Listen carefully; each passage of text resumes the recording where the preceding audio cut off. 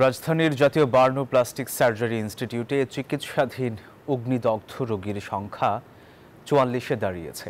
আর এখন পর্যন্ত বার্ন ইনস্টিটিউটে ১০ জনের মৃত্যু হয়েছে বলে এক সংবাদ সম্মেলনে জানিয়েছেন হাসপাতালের ভারপ্রাপ্ত পরিচালক অধ্যাপক ডাক্তার মোহাম্মদ নাসির উদ্দিন।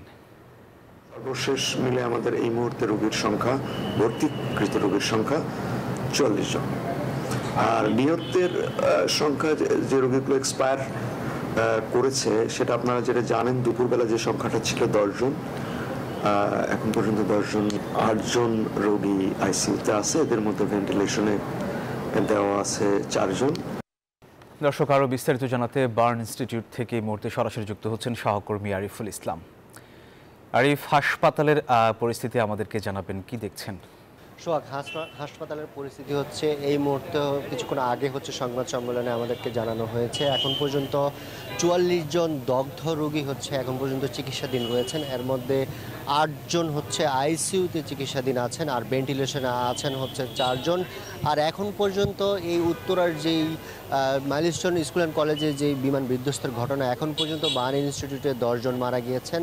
আর সেই সাথে এই দুর্ঘটনায় সব মিলিয়ে বিভিন্ন হাসপাতালে আর তথ্য অনুযায়ী এখন পর্যন্ত ৩১ জনের মৃত্যুর খবর জানানো হয়েছে। সেই সাথে এই ঘটনায় ১৬৫ জনের দগ্ধের খবর জানানো হয়েছে। আর আমরা এখানে এসে যেটি দেখেছি সেটি হচ্ছে যে এখনও কিন্তু কিছু স্বজনরা এখানে আসছেন তাদের সন্তানদের খোঁজে। কিছুক্ষণ আগে একজন মামা এসেছেন যে তিনি তার ভাগ্নিকে খুঁজে পাচ্ছেন না, যে ভাগ্নি ৪র্থ শ্রেণীতে পড়াশোনা করতো মাইলস্টোন স্কুলে।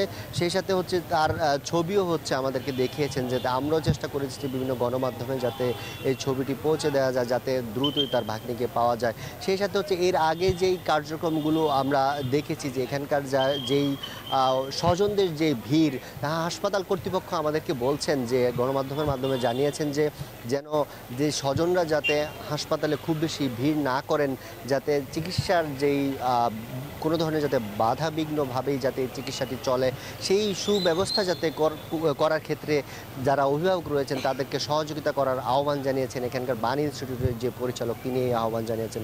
সেই সাথে তিনি আরও জানিয়েছেন আজ রাত সিঙ্গাপুর থেকে একটি দল আসবেন।